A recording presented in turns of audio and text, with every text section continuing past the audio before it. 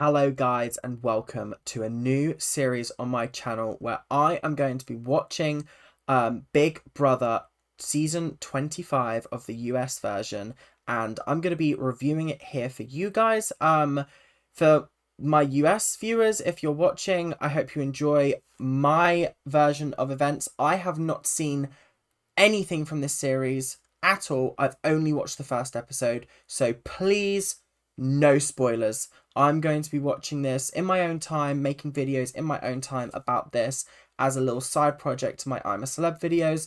So please do not spoil it if you have seen it. However, I am more than happy for you to engage in discussion about the events of the episodes I'm covering in these videos, especially in the comment section. Please do that, but no spoilers. As for my UK viewers, Big Brother US is not available in the UK as easily as it should be. However, it's a very different beast to the UK version, and I hope you guys will stick with this and join me on this wild journey. It's 100 days long, so to put that into perspective, the current UK version is 42 days. That is over double the length, and it's a completely different format. It's crazy. There's no public votes. It's all housemate voting. So essentially, the house is sealed off and the game is played within the house, which, whether you like it or you hate it, I think is a very unique and interesting way to play the game.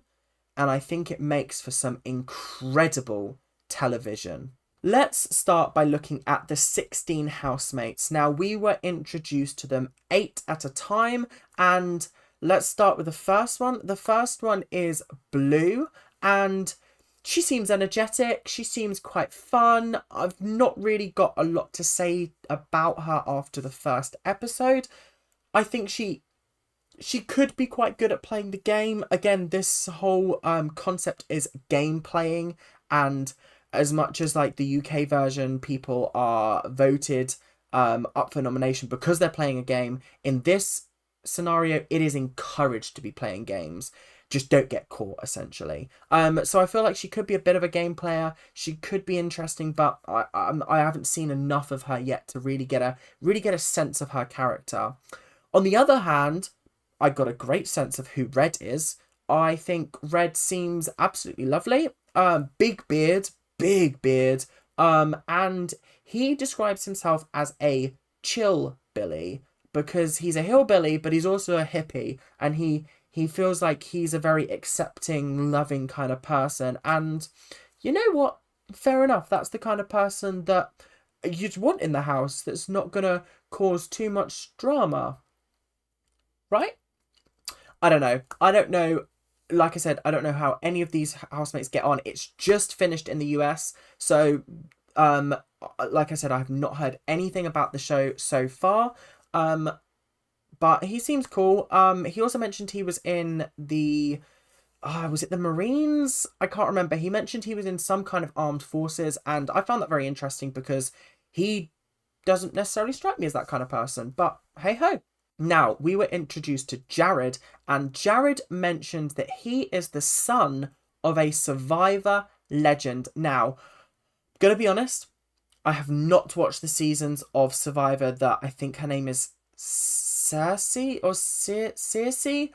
I could be completely wrong. I like I said, I don't really know who she is. I just know that she is a Survivor legend. Apparently, she's been on it 4 times, which is crazy. But I haven't got to her seasons yet. He seems lovely, but I am worried that he's going to slip up and they're going to find out who his mum is, and that's going to force him up for nomination, which I think is very interesting. It's a very interesting little twist that they put on. But yeah, he seems chill. He seems cool. Not really got much else to say about his character as of yet. McCall, I think that's how you say her name. Again, they didn't really say names a lot throughout the episode, so I got like introduced to it once and then I was like, there's 16 names I've got to learn. So if I pronounce someone's name wrong, I'm really sorry. I did try to write down where I could if they had like really weird pronunciations that were different to how they're written. I wrote anyway, getting distracted. So Nicole, she seems really lovely, I think. I don't think that there's anything bad about her. She just seems like a genuinely lovely person. She mentioned that like she's worked in like government and she's put through bills to help like kids get free school meals. Or I think that's what she said. It was a couple of hours ago that I watched it now, and I just made like brief notes. But she's apparently a genius as well, and she's really smart. So game playing, get on that game playing. I'm really excited to see how everyone starts like forming alliances, making interesting twists and turns. Let's get this started.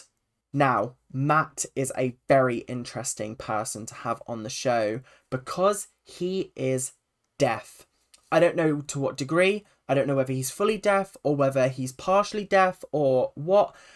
I was struggling to work out how he could hear Julie across the intercom because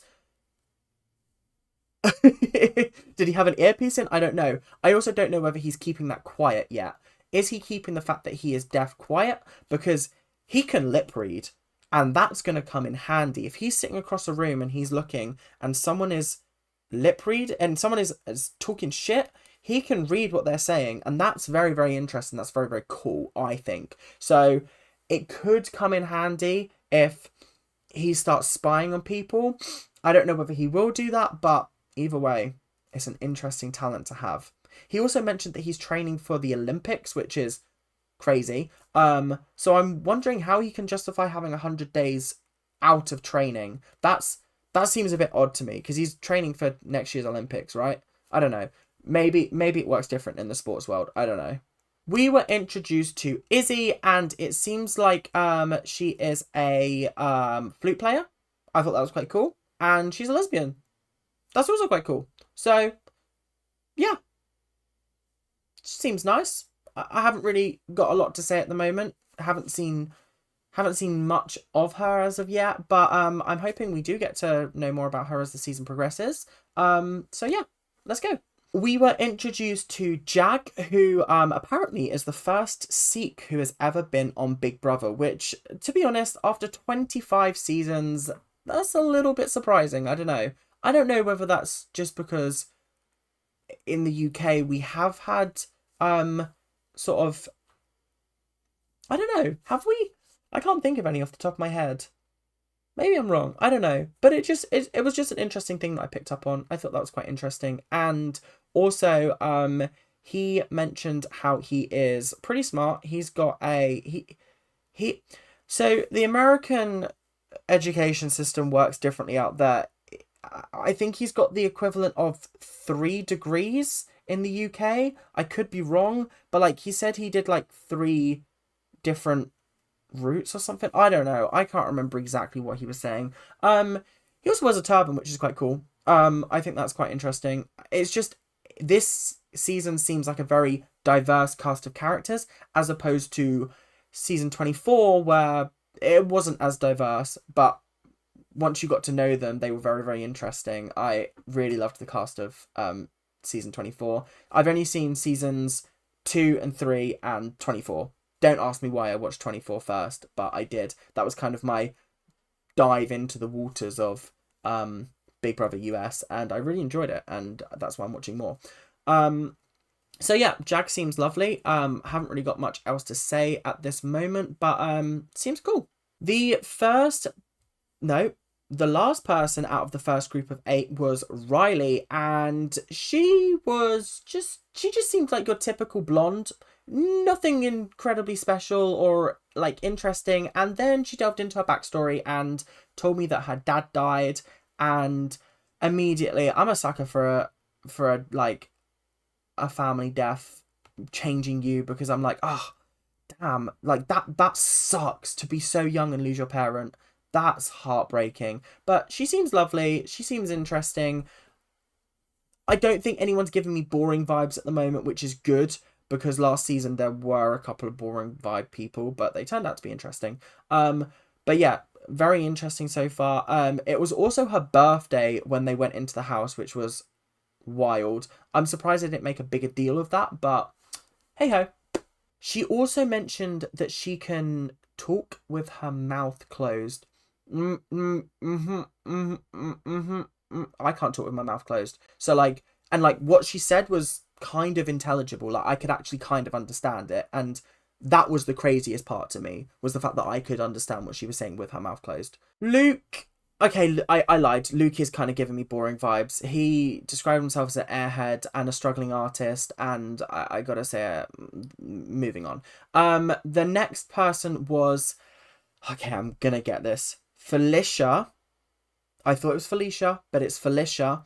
And she is 60 years old, and she went into real estate. She was in the Air Force at one point, and she just seems so lovely and so like she's down for a good time. And oh, it's nice to have older people in the house. Like I'm kind of bored of the same sort of 25-year-olds going in the house. It's nice to see someone of 60 years old going into the house, and I hope she makes it far, is all I can say. Hi Sam is a geriatric doctor, but he's going into the house as a nurse. He doesn't want to reveal that he is a doctor because he feels like that will work against him. But he also is a burlesque dancer and a cabaret performer, which is really cool. And I hope we get to see some of that in the house, because that's such an interesting, unique thing to have, be a doctor and also a burlesque dancer. That's crazy to me. Corey was giving me boring vibes at first. He mentioned he was a student, he wants to be a lawyer, but then he mentioned he was a public speaker, and he's an award-winning public speaker, which means he can speak very persuasively. And the power of persuasion is key in this game, I think. So it'll be very interesting to see whether he gets to use his powers in the game. He also mentioned he was a karate guy, so I guess that's cool. Chloe Jane mentioned that she is a criminal lawyer from Down Under. She's Australian. And I thought that's very interesting. It's very odd to have an Australian on American Big Brother, but if she lives in the US, then like chill. She seems really cool, actually. I was kind of not expecting much from her, but she does seem like she's got good vibes about her. So, yeah, that's good. She's also going to be lying about her age, which I found very interesting. She's 30... No, she's 40-something. She's either 40-something and she's saying she's 30-something, or she's 30-something and saying she's 20-something. I can't remember which one it is. But that's very interesting. I think it's very cool that they're going into the house and almost playing a persona in order to win. But also still playing themselves, but just tweaking bits about themselves. She also said that she made up a fake birthday and has committed it to memory, so that's quite funny. America, what we learnt about her is that she is a first-generation American, which confused me, but I'm not... yeah, I don't really get what that means. I guess it would make more sense to someone in America, but to me it didn't really mean much. And she also said that she spoke exclusively Spanish and she learnt English from Shania Twain songs, which is so funny. of all the artists, Shania Twain was not the one I was expecting to come out. Like Madonna maybe, or like, I don't know, Katy Perry, but like Shania Twain, fair enough. You got taste. So yeah, fair enough. Cameron was up next, and he describes himself as a space cowboy, and I was like, huh? What? He's also been in the army as well, which I thought was quite interesting. There's a lot of there's a lot of sort of ex-military people in this series, which is quite interesting. But I guess out in America, it's a lot more of a big deal to serve your country. But yeah, he seems alright. I haven't really got any strong opinions on him as of yet, but he's interesting. And the last person is Kirsten, and she seems alright. I haven't really got much to say about her. She seems like she's got a brain in her head, which is good. It feels like everyone in this series has got a brain in their head, apart from maybe Matt. Is that his name? Luke? I don't know. I can't remember his name. I've already forgotten him. Do you know what I mean? So like, I feel like there's a lot of There's a lot of interesting characters in this series, so let's jump straight into the twists and turns of this series. So, as regular viewers of Big Brother US will know, the motto of this show is expect the unexpected. There are twists and turns around every single corner. And it started off straight away. They introduced some ex-housemates back into the fold. I recognized Danielle. Is it Danielle or Daniela?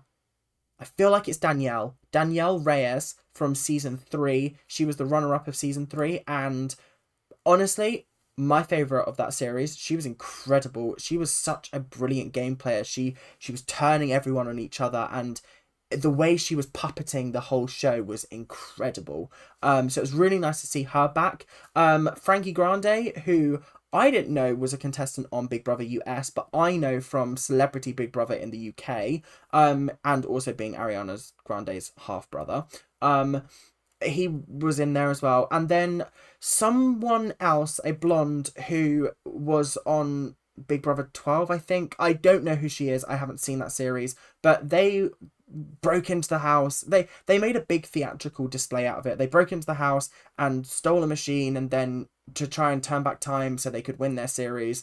And they ended up like corrupting the house and breaking open the Big Brother multiverse. And immediately as soon as they said that, I went, oh, someone's been watching too many Marvel movies. What do you mean you've opened the multiverse? Oh. But I will say this. I think it's a very, very interesting twist that they've got this series. The house has been split into 4 different sections. You've got the comic verse, the humiliverse, the scary verse, and then the scramble verse. And throughout the season, those 4 different universes are going to be throwing twists and turns left, right, and center. So essentially, expect the unexpected. And I thought that was very, very interesting. In fact, the first challenge was actually corrupted by the Scrambleverse, and instead of it being a competition to win head of household, it was a competition to win immunity from the vote off, or from the first round of the first eviction, essentially. And if you came last in each of the 4 different games, then you were put up for eviction on the first night, which I gotta say is wild. Like, I don't know whether that's happened before in sort of US, but like, that's crazy to put people up for nomination immediately. So it's probably worth talking about the mini games and sort of what they were doing. The first one was the Scrambleverse mini game. They essentially had a newspaper that was made up of different sort of like 3D shapes that when you fitted them and slotted them together in a box, they would fit perfectly, but you had to like maneuver them and turn them and flip them and slot them all together. It was basically like a 3D wooden puzzle, you know, the ones that you do in the box. I thought this was a very, very hard task, and I think it was the hardest task that they had to do. But it was very, very entertaining to watch, and it was a little bit of a race. The competitors were America, Nicole, Jared, and Bowie Jane, I think. And the results were America won, so she won immunity. Bowie Jane came second, won immunity. Nicole came third, won immunity. And that meant Jared was up for nomination. So immediately, day 1, Jared, son of, I want to say Cersei Fields? Is that her name? I don't know. Like I said, I haven't seen Survivor enough to know who she is. But she is looking at him, probably at home, and shaking her head and going. The second challenge was from the Humiliverse, and it was called Kicking Butt. And the goal of it was to like push a lever and kick yourself in the ass 100 times, which was such a random and weird challenge that it almost made sense because it's the Humiliverse. It's about humiliating yourself. So I kind of got it. the competitors were Sam, Blue, Kirsten, and Matt, I want to say. And Matt ended up winning. He was actually very, very quick. Sam came second. Again, very, very quick. And then, unfortunately, Blue came third, and Kirsten just, she never got the momentum going. And like the other three had such strong starts, and she was struggling, like really, really struggling to push the lever and like do it was basically like a workout. And I just think that she picked the wrong mini game. I won't lie, she picked the wrong one. So with Jared and Kirsten up for eviction already, we move on to the third mini game, which was set in the comic verse, and this one was called Goo Apocalypse. And they're a bit dramatic with like the descriptions, and they were like, oh, this evil person has planted a goo bomb, and if it goes off, and I was like, okay, just tell me what you need to do. They basically had wires, and they had to connect the wires to the goo bomb, and if the goo bomb exploded, then they'd diffused it correctly, which I was like, huh? How does a bomb exploding mean you've diffused it correctly? But either way, we got to watch 4 people get gonked. We had Felicia, Jag, Izzy, and Cameron in the competition. Jag finished first, Izzy finished second, Cameron finished third, and that meant Felicia was put up for eviction as a result of her losing this challenge. I gotta say, it was over a lot quicker than I thought it would be, but hey, the game's the game. So the last challenge was between Riley, Corey, Luke. I just forget who he is. Like, anyway, and Red. And I was a little bit confused how the task worked. It was called Hold on Fright. It was part of the Scaryverse multiverse universe, I don't know, whatever. And they were lying down, and they had to hold on to something, and I thought that they were getting pulled away, but it also didn't look like they were getting pulled. So like, I don't know, but then after a while Corey let go and was dragged into the abyss. But also Julie was like, if you get dragged away, you go missing. And I was like, what do you mean you go missing and you go up for you go up for eviction? What? How does that work? So I don't quite know what's happened, but Corey has gone missing, and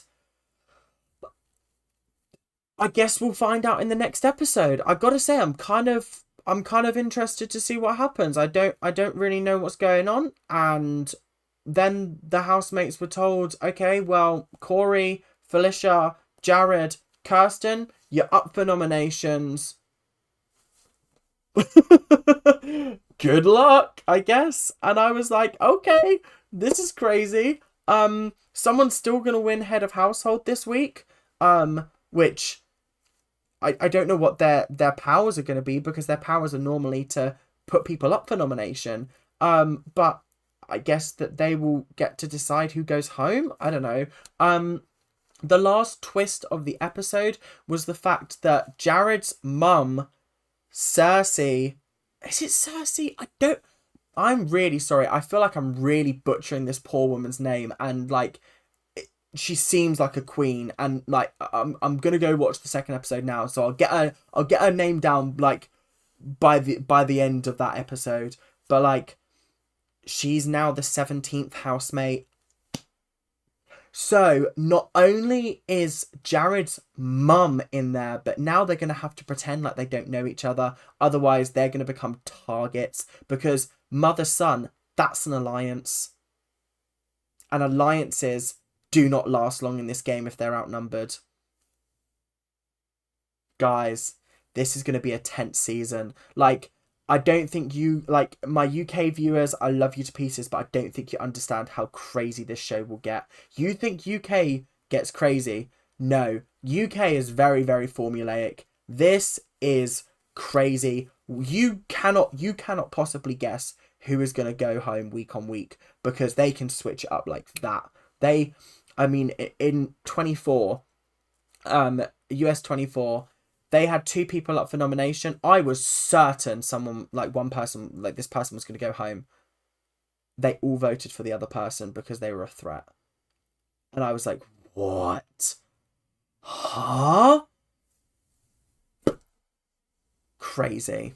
Genuinely crazy. And it sucks even worse when your favourites go home, because if it's a public vote, you're like, oh, damn the public. But when it's the people in the house that are deciding, it gets tense. But thank you guys very, very much for watching, and I will see you guys hopefully tomorrow for another episode of this. If not in 2 days, I might make it every couple of days, just to sort of spread it out a little bit more. But thank you guys very, very much for watching, and I will see you guys later. Keep on ranting. Bye now.